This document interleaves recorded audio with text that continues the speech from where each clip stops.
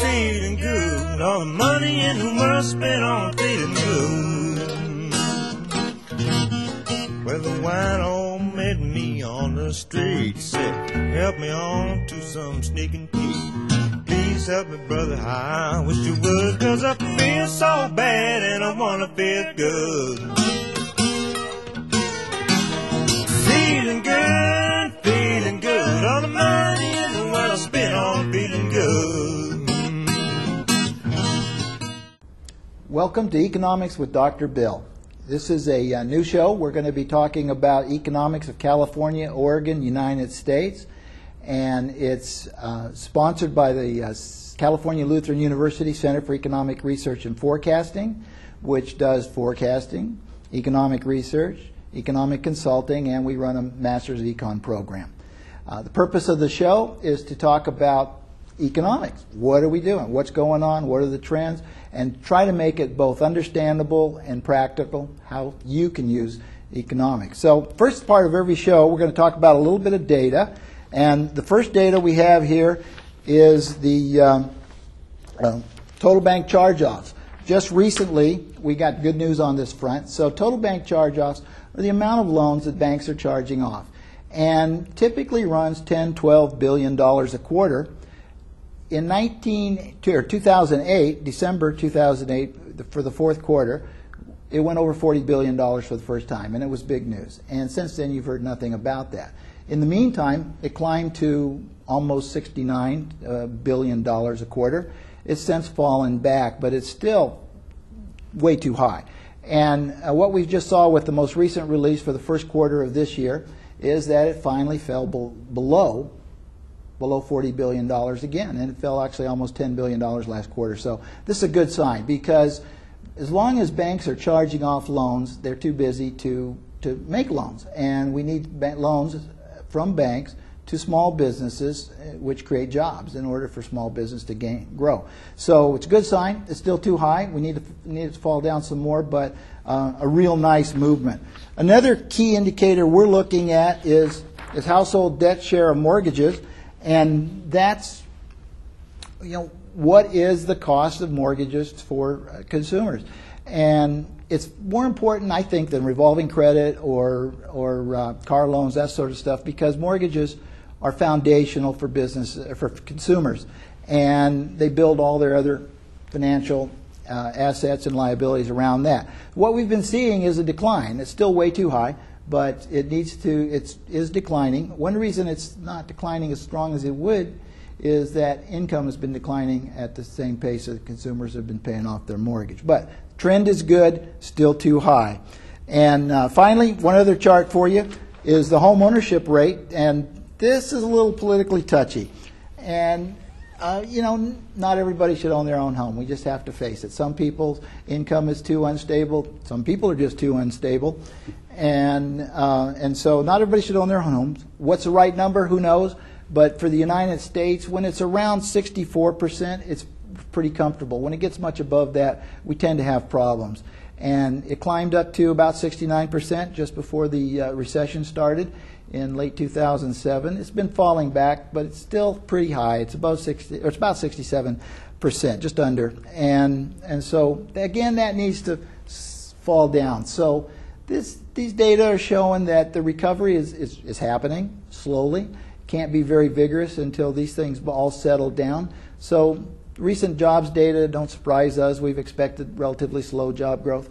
We still need the prices to get right for housing, and we need the banks and financial sector to be healthy. So beyond that, we're calling this the frying pan recession. So we had a steep decline for a long time. We're going to bubble along, something like flat, but no real trend, and eventually we'll start accelerating. But right now, and for the rest of this year, we're looking at relatively slow growth for this point in a recovery. So that's the economic data for the time. Next is, I'd like to introduce Mr. Bruce Stenslie. I've known Bruce for at least 10 years, since the first project we've done, when you were at the Workforce Investment Board. For a while, you were down in L.A. working for the mayor there, and then you came back a few years ago to run EDC VC. Been great to be back. Thanks for having me here. Yeah, it's great to have. And we'd like to talk about the challenges and and what do you do? How do you grow business in California? California is a tough place to do business, and nobody's been more strongly pointing out all the problems than me. And so what's the biggest hurdle? Well, we think there are three big hurdles, and give me a moment, I'll run through them. Number Okay. one, while we hear you loud and clear on the difficult economy in California, we think the first step that we should be taking in the near term would be to learn a new vocabulary to talk about the assets of California. We know what the problems in California are, but we still have skilled labor, we have great quality of life, and we need to do more to promote that. That's Pollyanna to a degree. It won't fix everything, but to talk about it. Secondly, the real issue is that Sacramento needs to reform. We know that. You know that. We look at that as a near-term solution, or maybe a mid-term solution, because it won't happen overnight. Yeah. They don't have to fix the world. They need to adopt a budget on time, and they need to at least slow down the pace of growing regulations that get in the way of business. They don't have to give all sorts of incentives away to business, but they got to at least slow down the regulatory grief.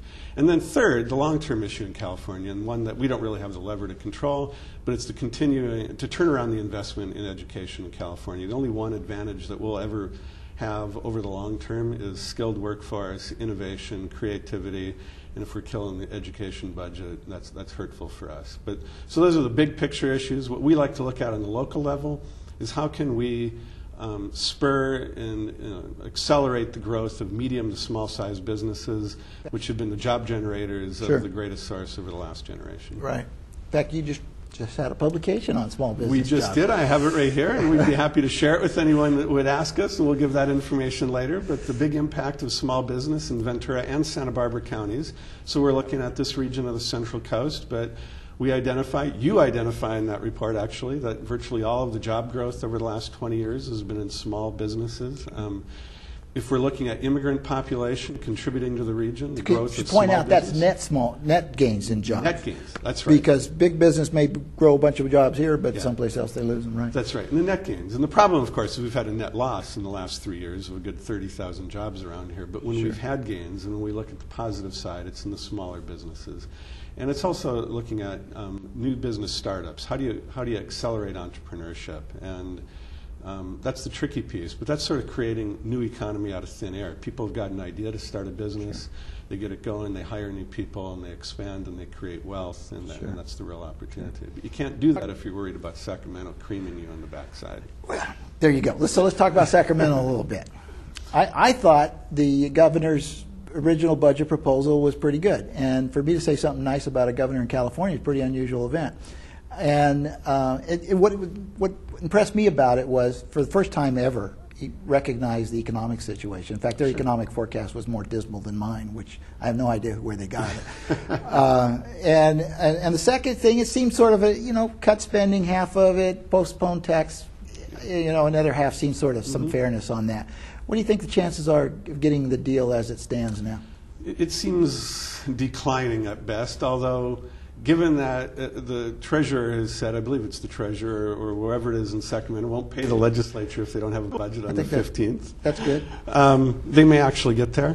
The problem, as you know, is that tax receipts in California have picked up. So a lot of people think the problem is not as severe as it was before. And the more severe the problem, the more motivated people were to take risks and compromises. So I'm a little worried. Popped, it was because the stock market did okay. And today the stock market's not doing very well. So it wasn't a good reason to back off. Yeah. But I think you're right. I mean, a mix of, if we do, I don't want to sound overly political on this, but if we did an all-cuts budget in California, I don't think that's good for the economy. I don't think it's good for local business. Too many people lose their jobs. Too many people fall further behind.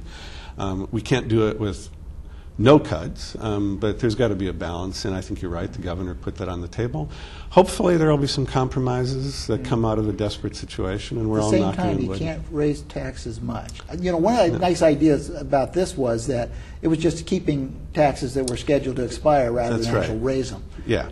And knock on wood, some of those may hang on. There may be some compromises. But we think that's really important. To take this in a different angle, we did some research locally in how does Ventura and Santa Barbara County, how do these counties in the Central Coast near to Los Angeles compete to attract businesses to this region, especially to attract businesses growing in the Los Angeles area to consider this? And one of the things that we heard through focus groups was that Ventura County was perceived as a really great place to do business because it was seen as having responsible government. Less debt, county government managing itself pretty well, the municipal governments for the most part in the larger cities doing very well. And that was seen as a counterpoint to some of the disasters that everybody reads about in urban Los Angeles and elsewhere around the state.